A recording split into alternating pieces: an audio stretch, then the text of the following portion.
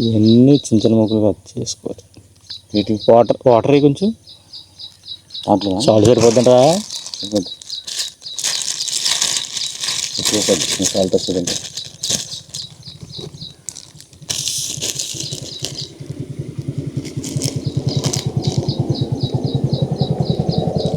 Water కొంచెం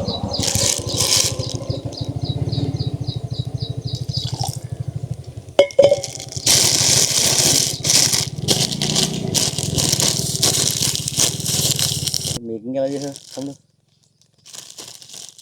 రాత్రి అది కొండమని కొన్నాం కదా, కొన్నాక నువ్వు ఇంటికి వెళ్ళిపోయాక పాలు వెచ్చపెట్టి గూరు వెచ్చకున్నప్పుడు ఇందులో రైస్ వేసాను.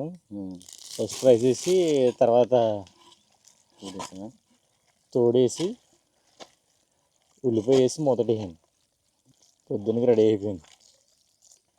పెద్దల మాట సజ్జన మూట అంటారు కదా.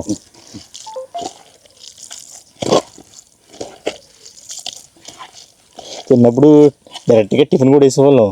అవును, టిఫిన్ లేని టైంలో సజ్జన్నం పురమాయించేవాళ్ళం. మ్యాక్సిమం మా అమ్మ టిఫిన్కి రూపాయి ఇచ్చేది. టిఫిన్ గట్లే పొద్దున్నే బెల్లం మొక్కెట్టి పెరుగన్నం బయట తినేసి శుభ్రంగా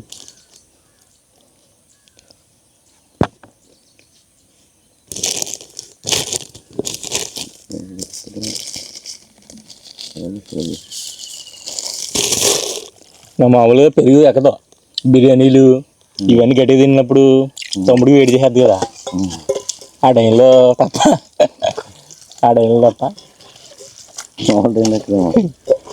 స్మెల్ జరగొచ్చేది మనకి. నంచుకోవడానికి ఏది తెచ్చావు?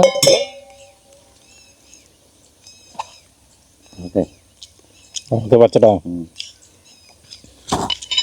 టేస్ట్ అయితే ఎరదీసిందన్న.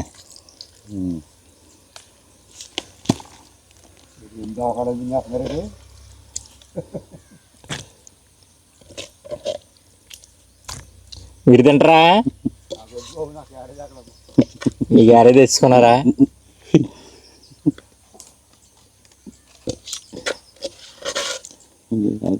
చెప్తున్నా చాలు చాలు.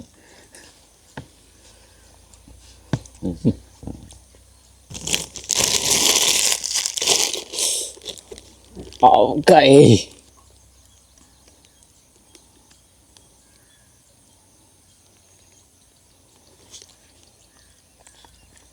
వచ్చినా మరి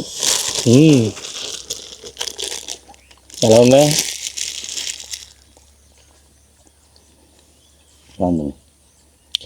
నాకు ఇది మామూలుగా అప్పుడప్పుడు తినే పెరుగుని కుండలో పెట్టడం వల్ల టేస్ట్ ఏదో అదే చాలా చక్కగా ఉన్నట్టు టేస్ట్ అనిపించింది నాకు.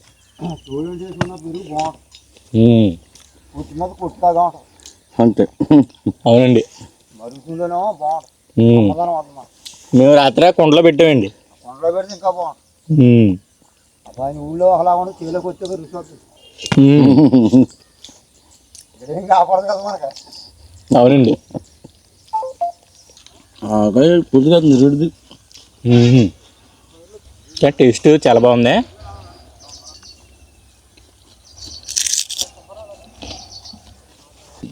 నేచురల్ ఇప్పుడు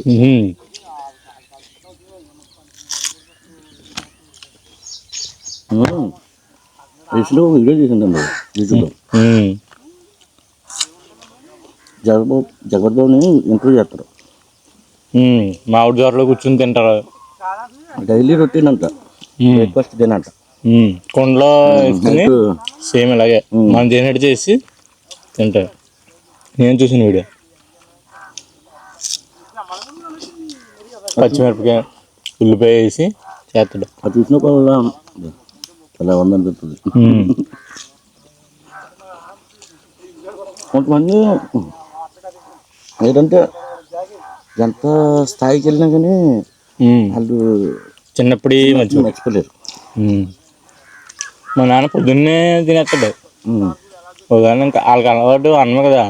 మన మధ్య అమ్మాయి గారి బజ్జీలు, లేకపోతే సుబ్రహ్మణ్యం గారి బజ్జీలు, ముత్యాల బజ్జీలు ఇవి కూడేస్తాం. ఆవకాయకి దీనికి మాత్రం బాగా పెట్టింది. హాయ్ ఫ్రెండ్స్, ఇటువంటి మరిన్ని ఫుడ్ వీడియోస్తో మళ్ళీ కలుద్దాం. ఏజే డైరీస్ని ఫాలో చేయడం మర్చిపోకండి. Thank you, bye.